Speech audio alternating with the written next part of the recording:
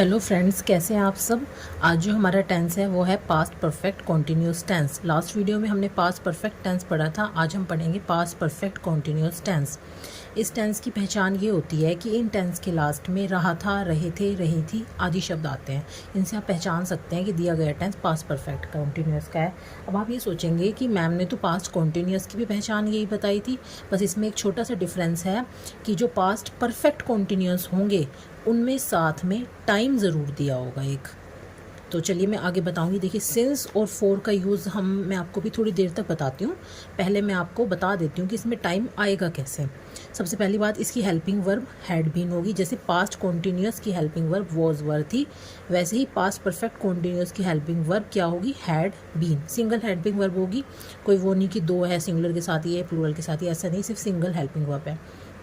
तो देखिए इसमें सेंटेंस कैसे आएगा। जैसे मैं 2 घंटे से आप लोगों को पढ़ा रही थी, या मैं शाम से अपना काम कर रही थी। तो देखिए इन सभी सेंटेंसेस में एक टाइम आ गया। सपोज करो मैंने टेंस बोला मैं अपना काम कर रही थी, तो इसमें कोई टाइम तो नहीं है, तो ये टेंस होगा पास्ट कॉन्टिन्यूस का। पर जब मैंने अब ये बोला कि मैं 2 घंटे से अपना काम कर रही थी, इट मीन्स इसमें टाइम आ गया और ये सेंटेंस अब पास्ट परफेक्ट कॉन्टिन्यूस का हो गया। ठीक है। और देखिए जो भी टाइम दिया गया होगा उस टाइम को हम डायरेक्ट नहीं लिखेंगे, टाइम को सिंस या फोर के साथ लिखा जाएगा। अब ये कन्फ्यूज़न बच्चों को ज़्यादा रहता है कि सिंस किस में लिखें और फोर किस में लगाएं। तो देखिए जो टाइम निश्चित होंगे, मतलब पूरी तरह से डिसाइड होंगे, फिक्स्ड होंगे, निश्चित होंगे, वहाँ सिंस लगेगा। और जो अनिश्चित होंगे, जिनका भी पता पूरा फिक्स नहीं पता, वहाँ फोर होगा। जैसे मैंने कहा मैं 4 बजे से अपना काम कर रही थी, तो फिक्स है कि 4 बजे ही मैंने काम अपना शुरू किया, एक फ़िक्स टाइम दे दिया गया, तो हमने सिंस लगाया। या मैंने बोला मैं सुबह से, तो फिक्स बता दिया गया कि मैं मॉर्निंग से अपना काम कर रही हूँ, सॉरी ये, तो तब सेंस लगा दिया। या मैंने बोला मैं सोमवार से या मंगलवार से अपना काम कर रही हूँ, तो एक फिक्स डे बता दिया गया, तो सेंस। या ईयर फिक्स बता दिया, 1992, 1993, 2004 फिक्स्ड बता दिया, तो सेंस। अब देखिए इन्हीं टेंस को अगर मैं ऐसे बोलूँ, जैसे ये 4 बजे है, मैं बोलूँ मैं 2 घंटे से काम कर रही हूँ, तो इसमें ये पता नहीं चल रहा कि वो 2 घंटे कौन से हैं, क्या टाइम था, कुछ नहीं पता चल रहा, अनिश्चित है। तो 2 घंटे से अपना काम कर रही हूँ या 3 घंटे से अपना काम कर रही हूँ, तो उसके लिए हम लगाएंगे 4। इसी तरह यहाँ पे सिंस मंडे लगाया कि मैं सोमवार से। अगर मैं बोलूँ कि मैं 2 दिन से काम कर रही हूँ, तो ये नहीं पता वो दिन कौन से हैं, मंडे है, ट्यूसडे है, थर्सडे है, मतलब मीन्स अनिश्चित है, फिक्स नहीं है, तो तब उसके लिए हम लगाएंगे 4 फॉर 6 डेज़। इसी तरह देखिए 4 3 डेज़, 3 दिन से 4, 6 डेज़ 4, 2 मंथ, कौन से महीने थे नहीं पता, फिक्स नहीं है, तो 2 मंथ्स 4, कौन से घंटे हैं फिक्स नहीं है, तो 4। समझ आया।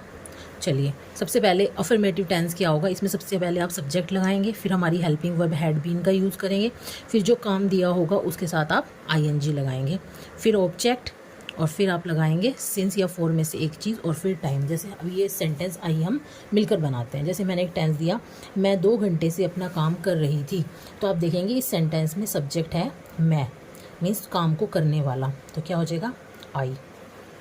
हेल्पिंग वर्ब क्या लगेगी, अभी मैंने आप लोगों को ऊपर बताई, हैड बीन। ठीक है।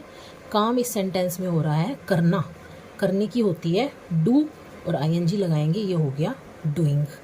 फिर लगाना है ऑब्जेक्ट, अपना काम। देखिए ऑब्जेक्ट लगाइए प्लस अदर्स, जितना भी मीन्स बचा हुआ है वो चीज़ आपने यहाँ डूइंग के बाद लगानी है। आई हैड बीन डूइंग, अपना काम, माई वर्क। ठीक है। अब बारी आई टाइम लगाने की, टाइम है 2 घंटे से, तो आप देख सकते हैं फिक्स नहीं पता हमें कि कौन से 2 घंटे हैं, तो जब कोई चीज़ फिक्स ना पता हो तो हम क्या लगाते हैं 4। 4 कितने घंटे हैं, 2 आवर्स। समझ गए। देखिए ऐसे ही हमारा दूसरा सेंटेंस है, हमारा परिवार 1962 से उस कस्बे में रह रहा था। तो देखिए इसमें सब्जेक्ट है हमारा परिवार, मीन्स आवर फैमिली, और हेल्पिंग वर्ब है इसमें हैड बीन। उसके बाद आती है काम, काम हो रहा है इसमें रहना, यानी लीव, आईएनजी लगाएंगे, लीविंग। ठीक है। ऑब्जेक्ट क्या बचा, उस कस्बे में, इन दैट टाउन। ठीक है। वैसे हम छोटे कस्बों के लिए ना एट भी यूज़ करते हैं, तो आप चाहे तो एट लगा लीजिए, एट दैट टाउन 1962 से। तो देखिए फिक्स टाइम दिया गया है इसमें, तो क्या हो जाएगा since 1962 our family had been living at the town since 1962। मेरी फैमिली उस टाउन में 1962 से रह रही है। समझ गए? तो चलिए अब हमारा नेक्स्ट जो आएगा वो आएगा हमारे नेगेटिव टेंसेस। नेगेटिव टेंसेस में आप देखेंगे सबसे पहले सब्जेक्ट दिया गया है, फिर हैड। देखिए हैड और बीन के बीच में नोट लगाना है, सिर्फ इतना सा डिफरेंस है, बाकी फॉर्मूला वो ये अफर्मेटिव वाला है। जैसे कुत्ते 1 घंटे से इस गली में नहीं भौंक रहे थे, तो क्या हो जाएगा? द डॉग्स, इसमें सब्जेक्ट हो गया, हैड नोट बीन, काम हो रहा है इसमें भौंकना, वर्ब इसकी भौंकना है, आईएनजी लग जाएगी। Had not been marking in this, इस गली में, इन दिस स्ट्रीट 1 घंटे से। कौन सा 1 घंटा है वो हमारे को नहीं पता, मीन्स फिक्स नहीं है, तो हम 4 लगाएंगे, फॉर 1 आवर। ठीक है। तुम्हारे पिताजी इस ऑफिस में 2017 से नौकरी नहीं कर रहे थे, तो सब्जेक्ट है इसमें तुम्हारे पिताजी, your father had not been, काम क्या हो रहा है इसमें? नौकरी करना, डूइंग जॉब इस ऑफिस में, इन दिस ऑफिस। 2017 ये फिक्स टाइम बता दिया गया, तो क्या लगेगा? सिंस 2017। ठीक है। नेक्स्ट है इंटरोगेटिव टेंस। इसमें क्या होगा? इंटरोगेटिव सेंटेंस की पहचान ये होती है कि स्टार्टिंग के शुरू में क्या वर्ड आ जाता है और लास्ट में क्वेश्चन वर्ड होता है। ये सेंटेंस क्या से शुरू होते हैं, तो इसमें आप क्या करेंगे? हेल्पिंग वर्ब हैड जो है उसको पहले लगा देंगे, और जो बीन है वो सब्जेक्ट के बाद लगेगा, यानी हैड और बीन के बीच में सब्जेक्ट आएगा। ये चीज़ थोड़ा सा ध्यान रखने वाली है, यहाँ पर सबसे ज़्यादा कन्फ्यूज़न होता है। क्या वे 4 दिन से ट्रेन में यात्रा कर रहे थे, तो पहले हमने हेल्पिंग वर्ब लगाई, उसके बाद है सब्जेक्ट। सब्जेक्ट कौन है? वे, हैड, दे। ठीक है। बीन, काम हो रहा है इसमें यात्रा करना, यानी ट्रैवल करना, travelling. Had they been travelling by train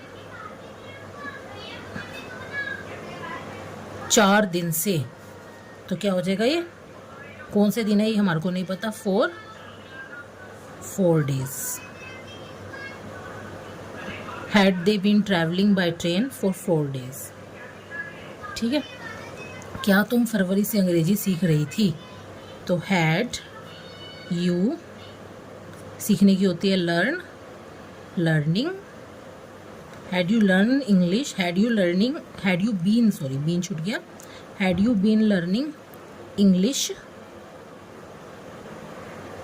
इसमें फरवरी फिक्स मंथ बता दिया गया, तो क्या लगेगा? Since February. ठीक है। नेक्स्ट हमारा लास्ट टाइप बचता है, वो है हमारा WH टाइप।